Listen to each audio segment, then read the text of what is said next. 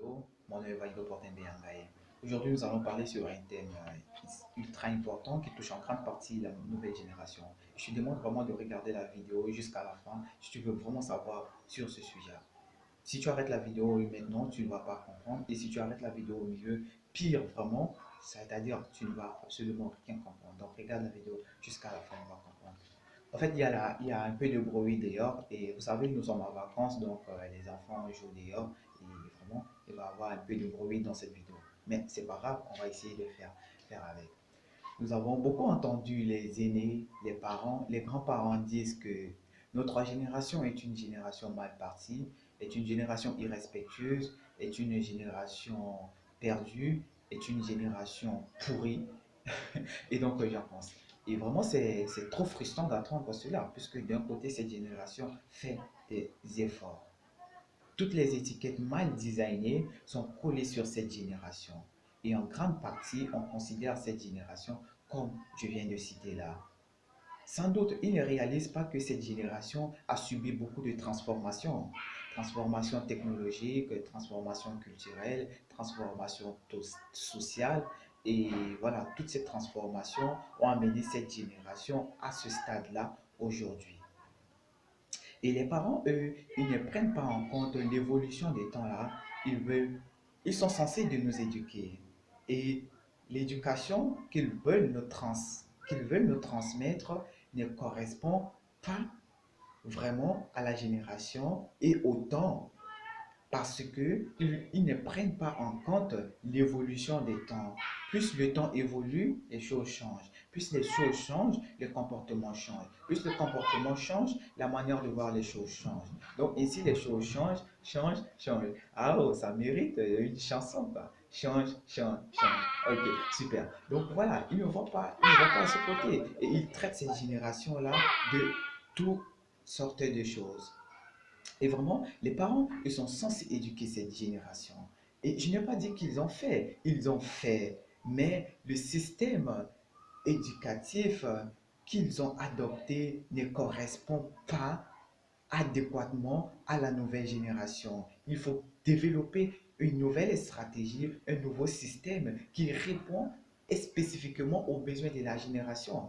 Et pour mieux clarifier les générations, je vais identifier ces générations par catégorie afin de mieux clarifier les choses. C'est-à-dire la génération V, c'est-à-dire celle de 1990 à 2000, et la génération W, celle de 2000 à 2010, et la génération X, celle de 2010 à aujourd'hui, ainsi de suite. Nous allons y arriver.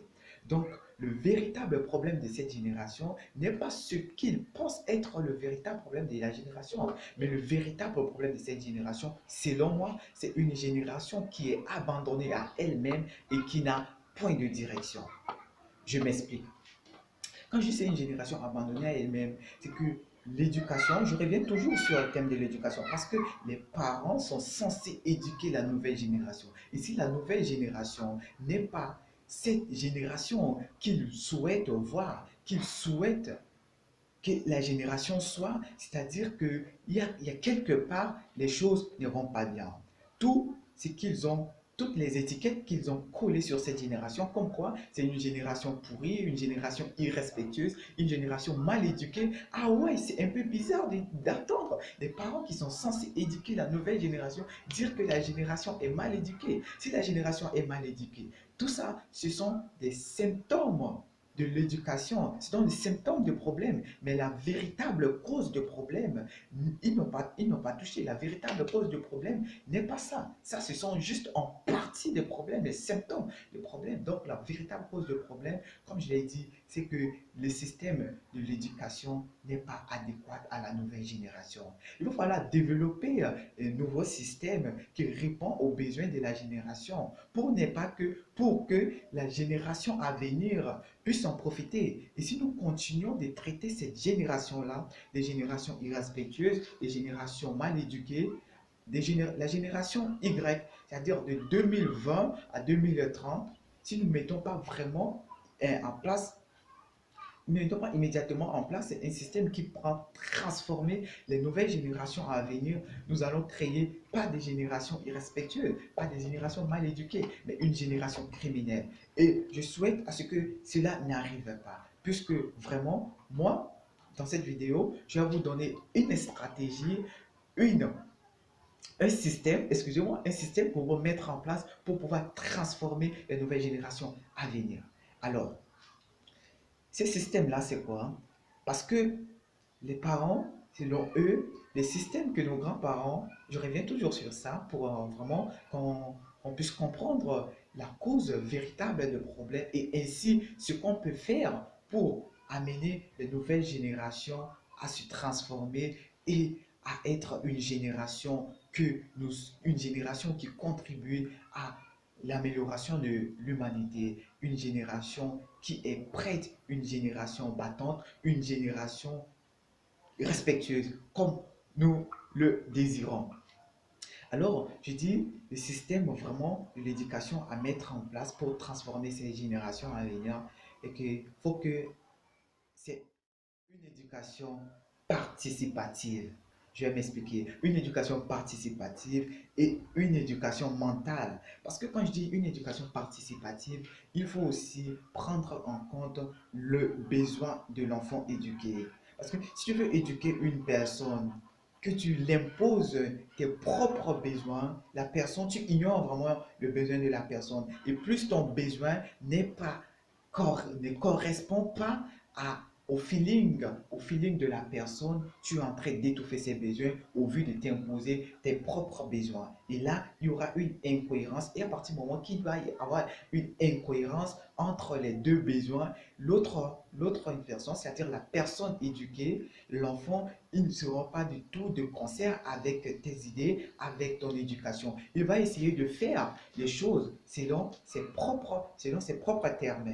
Et là maintenant, c'est-à-dire, puisqu'il va y avoir cette incohérence, puisqu'il y aura des parents qui vont vraiment abandonner les enfants, puisque l'enfant ne va pas t'éduquer et ne va pas t'écouter, ne fait pas les choses que tu désires pour lui. Et là, tu vas dire, ok, j'ai entendu des parents, il y a des parents qui disent ça, et à la fin, le résultat obtenu par les enfants, c'est catastrophe. Abandonner, dit que, ok, tu ne veux pas écouter mes éducations, allez, vas-y, continue de faire, tu verras par toi-même le résultat. Et le résultat, c'est comment? C'est catastrophe.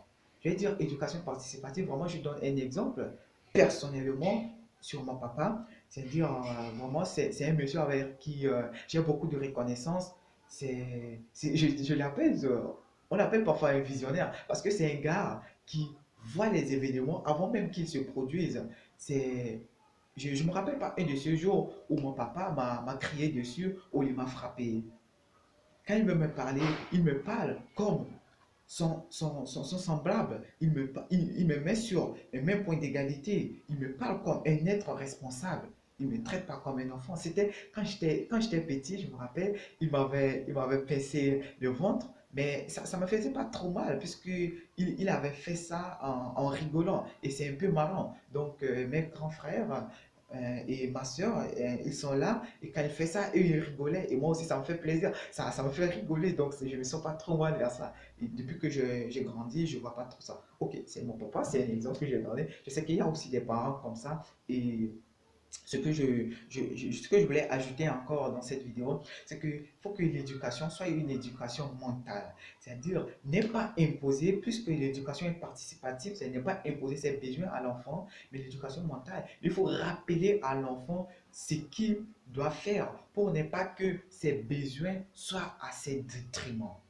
Je vais répéter, rappeler à l'enfant, plutôt que d'imposer ses besoins à l'enfant, mais rappeler à l'enfant ce qu'il doit faire pour que ses besoins ne soient pas à ses détriments. Là, c'est la responsabilité des parents, comme je l'ai dit. Mais d'un autre côté aussi, il faut que nous parlions de la nouvelle génération. C'est-à-dire, nous, la nouvelle génération aujourd'hui, plus les parents nous donnent des conseils, plus parfois on essayait de faire les choses à notre guise, à notre propre commande. Et c'est là que revient l'éducation participative et l'éducation mentale. Parce que lorsque l'éducation des parents n'est pas en cohérence avec l'éducation des enfants, c'est là qu'il va y avoir ça. Puisque c'est de rappeler l'enfant sur ce qu'il doit faire que de l'imposer ce qu'il doit faire. Vous voyez la différence? Lui rappeler ce qu'il doit faire et l'imposer ce qu'il doit faire. Et lorsqu'on lui impose ce qu'il doit faire, et ben lui, selon lui, ce qu'il doit faire n'est pas là et il va toujours avoir une incohérence. Donc vraiment, il faut prendre en compte, arrêtons de juger la nouvelle génération. C'est une génération qui a son histoire à vécu, qui a son histoire à écrire, qui a sa réalité à vivre. Et vraiment, il faut que les parents et la nouvelle génération puissent être ensemble, participent dans cette construction-là. Et si on ne le fait pas, comme j'ai dit, de 2020 à 2030, si on n'agit pas vite pour transformer les choses, 2020 à 2030, les nouvelles générations à venir, ce ne sera plus une génération mal éduquée, c'est une génération criminelle. Puisqu'on a tendance à se reculer, chacun veut tirer le fil de son côté. Dire que non, ben, chacun a sa responsabilité dans cette construction-là, dans cette éducation-là. Donc voilà un peu l'idée que je voulais partager avec toi. Les parents ont fait leur part, nous les générations aussi, nous devons faire notre part pour que tous ensemble les choses aillent mieux. Et enfin, construire une génération forte, une génération à un bâtiment solide, une génération qui voit le monde comme un seul terre, comme une seule terre, excusez-moi, oh là là, le français, ben, j'ai beaucoup parlé, j'ai commencé à dire une, à commencer à dire un. Une génération qui voit le monde comme une seule terre, qui voit le monde comme un seul pays. Et c'est ça l'objectif. Et c'est ça notre mission. Si tout le monde agit ainsi, on va le faire. Plus le monde évolue, plus les choses changent. Et vraiment, les temps évoluent. Dieu, nous avons toujours des messagers. Parce que qui vient pour éduquer l'humanité selon ses besoins, selon son évolution? On attend toujours Jésus. Peut-être que Jésus est déjà né. Je ne vais pas faire une polémique là. Donc voilà, je vais arrêter la vidéo à ce niveau. Et moi, je souhaite à tout le monde de travailler sur soi parce que pour comprendre, pour découvrir qui on est, ça demande une une auto-éducation et ça demande de travailler sur soi pour découvrir ses capacités. Car pour moi, selon moi, je suis convaincu que chacun de nous dispose des potentiels pour devenir meilleur, pour devenir sa meilleure version, pour devenir plus que ce qu'il est aujourd'hui. Et pour devenir cette personne-là, il va falloir travailler, il demande un travail intérieur, travailler à l'intérieur de soi, c'est-à-dire s'auto-éduquer, s'auto-instruire pour voir de quoi on est capable et de mettre notre capacité au service de l'humanité, afin que l'humanité puisse grandir et nous tous, nous puissions profiter des bienfaits de l'humanité. Je vous remercie d'avoir regardé cette vidéo et à la prochaine.